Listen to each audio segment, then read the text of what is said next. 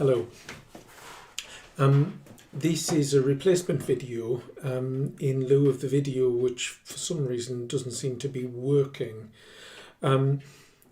It's for TMM2051 New Testament Studies, and it's for the week 8 session on the issues in Paul, and we're looking at men and women in week 8.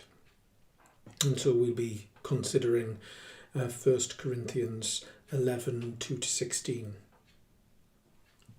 And the purpose of this video is to give a little bit of advice on compiling and writing the assignment.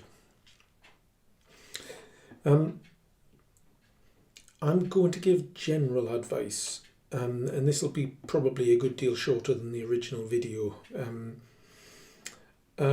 The general advice I would give you for writing a 2,500 word assignment on anything really in the Apostle Paul would be as follows. You need to work out where you want to be, and then you need to work back from there. It's rather like a procession, you know, you decide how you want to arrive and then work out how you need to set off. And so with an assignment of about 2,500 words, you need to begin with knowing a little bit about the examination criteria. And the examination criteria for undergraduate level 5 are basically as follows. You know, if you manage to successfully summarise the basic viewpoints in a field and do so accurately without any egregious mistakes, that's probably about a 2-2. To do better than a 2-2, you need to demonstrate some other skills in the field.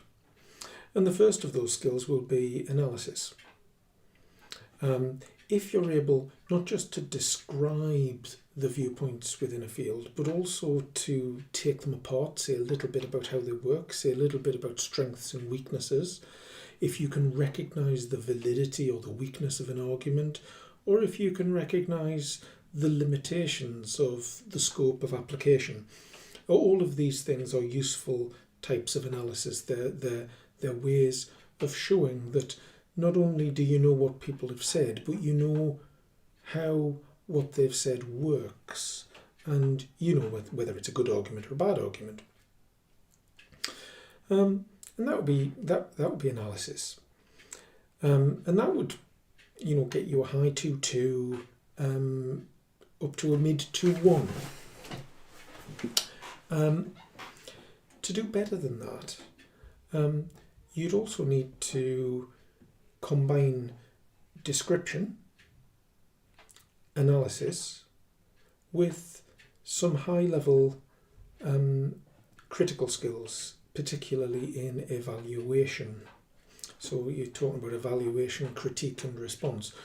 And so, you know, there's a difference between saying scholar such and such thinks this, and then scholar such and such thinks this, and here's how it works. And scholar such and such thinks this, and here's why this is a good argument, here's why it's a bad argument. Here are some ways in which scholar such and such might have strengthened their case, or here are some underlying reasons why a different scholar's argument is a better one. All of this is critical evaluation, and it's that pushes you up through the 2-1. And if you're really good at all of these three things, then it pushes you towards a first class. Now, why am I saying all of this? Because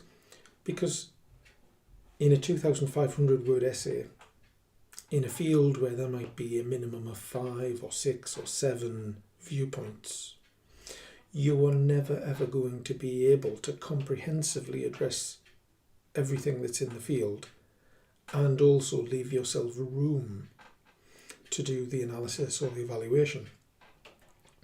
And if you can't do the analysis or the evaluation, your adding more description won't give you a better mark. So comprehensiveness in a short essay is not a virtue. What you need to do in a short essay, a 2,500 word essay is a short essay, what you need to do is to work out what are the most important viewpoints in the field to address, and try and keep the list to no more than 3. Then what you need to do is to work out how you're going to bring these different viewpoints together. So one simple way, and it's not a requirement, but it's just one simple way of organising an essay, might be to look at a field and say, okay, there's about 8 or 9 different viewpoints here. I'm going to choose that one there because that's interesting, that one there because it's really significant, and that other one there because I just think it's really good. And what I'm going to do is, in my introduction, I'm going to signal that I know about the others, but that I've narrowed the focus to these 3. What I would do in that situation would be, in 2,500 words, I'd be thinking 300 words for the introduction, 200 words for the conclusion, and then about 670 words per section. And if it was me, I'd summarise viewpoint 1 and viewpoint 2 and viewpoint 3 in their own sections, and critically evaluate them as I go, choosing between them in the conclusion. And that would be a very simple essay structure: introduction, viewpoint 1, viewpoint 2, viewpoint 3, conclusion. And what you'd have done there is you'd have given yourself almost 700 words per section, which is probably going to be enough to give a potted summary of a viewpoint, point out 1 or 2 things about how it works, and then say why it's a good viewpoint or a bad viewpoint. Of course, the more confident a writer you are, the more you're going to be able to mix the different sections up and to construct the argument less formulaically.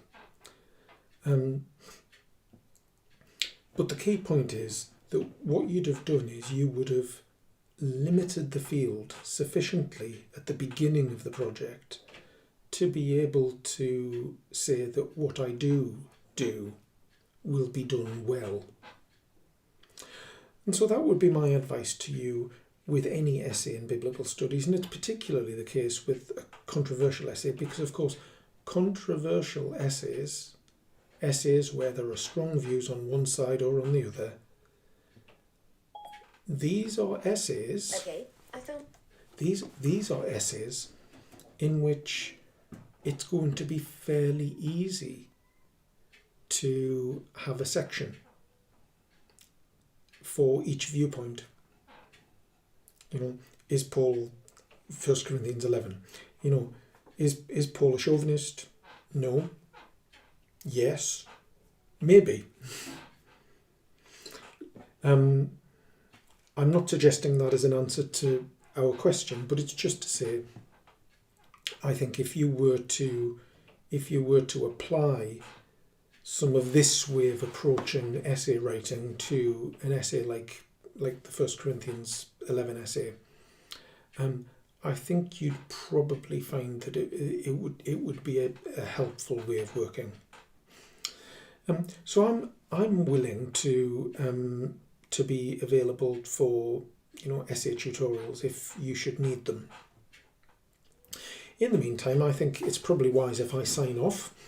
I'm going to record another video to make up for the videos that went missing. I honestly don't know what happened, and so please do watch out for that. But in the meantime, have a good evening. God bless. Take care.